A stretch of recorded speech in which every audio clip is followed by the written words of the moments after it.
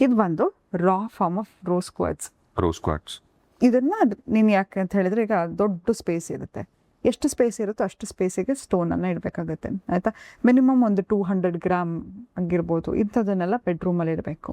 Okay, next ಇದು ಬಂದ್ಬಿಟ್ಟು ಆಕ್ವಾಮರೀನ್ ಏನಕ್ಕೆ ಅಂತ ಹೇಳಿದ್ರೆ ಪೀಸನ್ನು ಎಲಿಮಿನೇಟ್ ಮಾಡೋದಕ್ಕೆ, ಮನೆಯಲ್ಲಿ ನೆಮ್ಮದಿ ಬೇಕು ಅಂತಿದ್ದಾಗ ಇದನ್ನು ಇಟ್ಕೋಬೋದು ಆಯಿತಾ. ಸೊ ನಾರ್ತ್ ಡೈರೆಕ್ಷನಲ್ಲಿ ಇಡಬೇಕು ಇದನ್ನು. ರೋಸ್ ಕ್ವಾರ್ಟ್ಸ್ ಎಲ್ಲಿರೋದು? ರೂಮಲ್ಲಿ ಇಟ್ಕೊಳ್ಳೋದು? ರೂಮಲ್ಲಿ, ಬೆಡ್ರೂಮಲ್ಲಿ.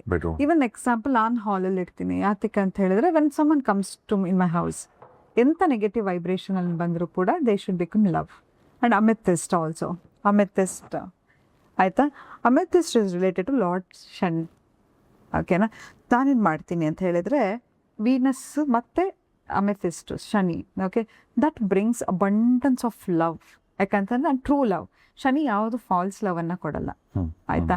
ಸೊ ನನ್ನ ಮನೆಗೆ ಬರ್ತಕ್ಕಂಥ ಎಲ್ಲ ರಿಲೇಷನ್ಶಿಪ್ಪು, ನನ್ನ ಫ್ಯಾಮಿಲಿ ಆಗಿರಬಹುದು, I want to have a constant relationship in infinite way.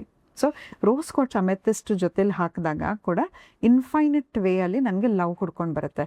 ಸಾಮಾನ್ಯವಾಗಿ ನೀವು ನನ್ನ ವೀಡಿಯೋಸಲ್ಲಿ ನೋಡಿ love you ma'am, love you ma'am, love you ma'am ಅಂತ. ನಾನು ತುಂಬ ರೋಸ್ ಕ್ವಾರ್ಟ್ಸನ್ನು ಯೂಸ್ ಮಾಡ್ತೀನಿ. And I say tons of times, even ನಾವು ಯಾವತ್ತಾಗಲೂ ನಿಮ್ಮ ಪಾರ್ಟ್ನರ್ ಜೊತೆ ಇರಬೇಕಾದ್ರೂ ಕೂಡ ನಾವೇನು ಮಾಡ್ತೀವಿ, ಹೆಣ್ಮಕ್ಳು ಎಸ್ಪೆಷಲಿ ಒಂದು ರಿಲೇಷನ್ಶಿಪ್ಗೆ ಬಿದ್ದ ತಕ್ಷಣ ನಾವೇನು ಮಾಡ್ತೀವಿ, ನಮ್ಮನ್ನೇ ನಾವು ಮರ್ತ್ಕೊಂಡ್ಬಿಡ್ತೀವಿ ಆಯಿತಾ. ಆಮೇಲೆ ಅಯ್ಯೋ ನಂಗೆ ಪ್ರೀತಿ ಕೊಡಲಿಲ್ವಲ್ಲ ಅಂತ ಯೋಚನೆ ಮಾಡ್ತೀವಿ. ವೆನ್ ಎವರ್ ಯಾರ ಜೊತೆ ನೀವು ರಿಲೇಷನ್ಶಿಪ್ಪಲ್ಲಿ ಇರಲಿ, don't forget to love your self.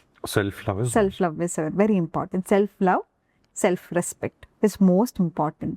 ಈಗ ಈ ಕ್ರಿಸ್ಟಲ್ ಏನಿದೆಲ್ಲ, ಈಗ ಅಮೆಥಿಸ್ಟ್ ಈಗ ನೋಡಿ, ಈಗ ಇದು ಒಂದು kg ಇದೆಲ್ಲ. ಹಾಂ, ಈಗ ಫಾರ್ ಎಕ್ಸಾಂಪಲ್ ಇದೆಲ್ಲ ಎಕ್ಸ್ಪೆನ್ಸಿವ್, ಇದು 1 kg ಎಲ್ಲ ಇಟ್ಕೊಬೇಕು ಅಂದ್ರೆ ಇದನ್ನ ಗ್ರಾಮ್ಸ್ ಅಲ್ಲಿ ಕೂಡ ಇಟ್ಕೊಬೋದಲ್ಲ? ಗ್ರಾಮ್ಸ್ ಅಲ್ಲಿ ಕೂಡ ಇಟ್ಕೋಬಹುದು. ಈಗ 50 ಗ್ರಾಮ್ಸ್, 100 ಗ್ರಾಮ್ಸ್